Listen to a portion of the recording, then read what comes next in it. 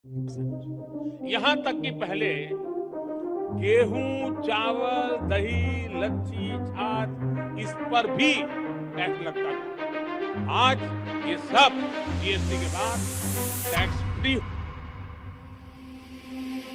तो आज से देश में महंगाई और बढ़ जाएगी। आज से रोजमर्रा की कई चीजों के दाम बढ़ने वाले हैं क्योंकि जीएसटी की नई दरें आज से लागू होंगी। कल से पैकिंग वाला दही, लस्सी, पनीर, छाछ, पैकिंग और लेबल वाले चावल, डिब्बा बंद और लेबल युक्त गेहूं, आटा, पापड़, पनीर, छाछ, मुरमुरे, यहाँ तक कि मूढ़ी तक की जैसी चीजों पे अब जीएसटी की वजह से आपको ज्यादा कीमत चुकानी है। तो जैसे कि आपने देखा, अभी आपने रिसेंटली सुना होगा कि आटा, दही, दाल, चावल ये सब एकदम से महंगी हो गई है।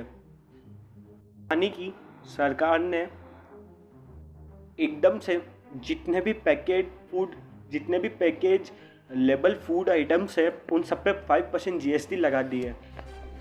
और इस डिसीजन को लेकर कई सारे जितने भी ट्रेडर्स हैं उन सब ने प्रोटेस्ट भी किया है, पर फिर भी सरकार का निर्णय तो आ ही गया है।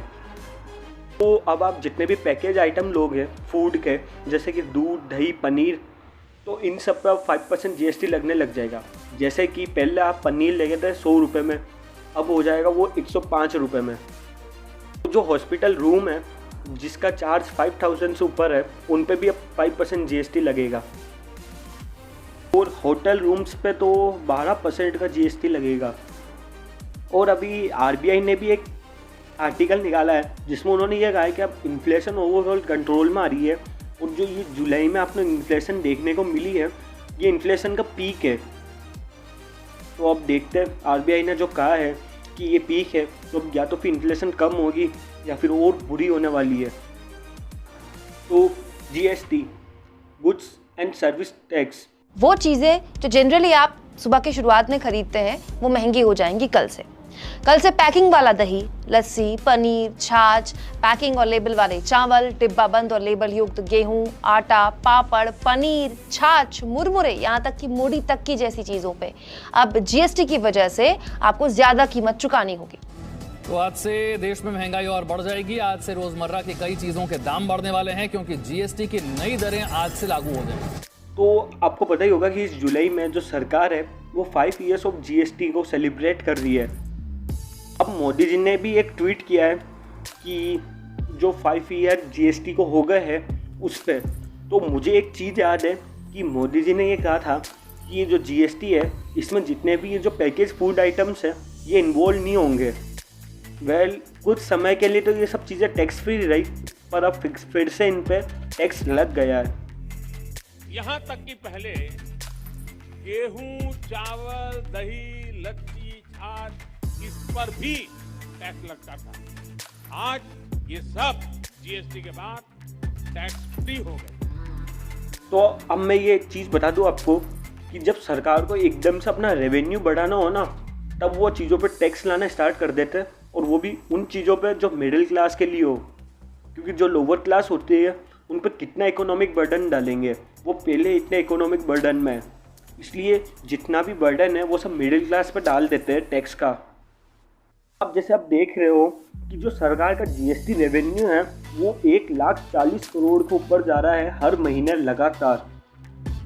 हमारी वित्त मंत्री है, उन्होंने तो ये कहा है कि ये जो 1,40,000 करोड़ है ये तो अब बॉटम बन गया है, हम इसके ऊपर ही टैक्स ले रहे हैं हर महीने। आपको मैं इसका रीज़न बताऊं कि ये एकदम से सरकार ने 5% जीएसटी लगाया क्यों।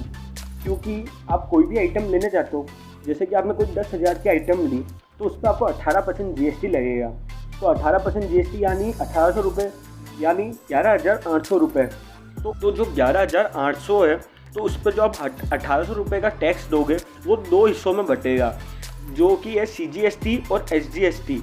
सीजीएसटी तो जाएगा सेंट्रल गवर्नमेंट के पास में और एसजीएसटी जाएगा स्टेट गवर्नमेंट के पास में।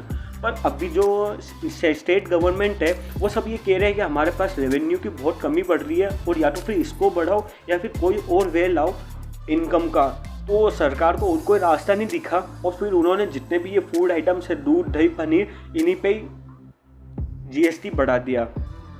हाँ, सारा ब्लेम हम स्टेट पे नहीं डाल सकते क्योंकि सेंट्रल भी चाहता है कि उनको ज़्यादा रेवेन्यू मिले, क्योंकि जो डिफरेंस है इंपोर्ट और एक्सपोर्ट का वो देश को नेगेटिवली इम्पैक्ट कर रहा है बहुत ज़्यादा। तो इवन दो सरकार के पास रेवेन्यू खूब आ रहा है, पर फिर भी उनको और ज़्यादा रेवेन्यू चाहिए इकोनॉमिक ग्रोथ के लिए।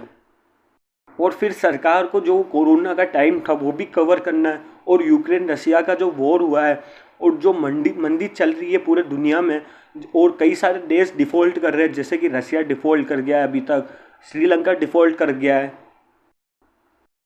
और श्रीलंका ने तो इकोनॉमिक इमरजेंसी भी डिक्लेयर कर दी है। तो माहौल अभी बहुत ज़्यादा ख़राब है। तो अभी जो आप अपने सामने आइटम की लिस्ट देख रहे हो, इन सब पे सरकार ने टैक्स इंक्रीज़ कर दिया है।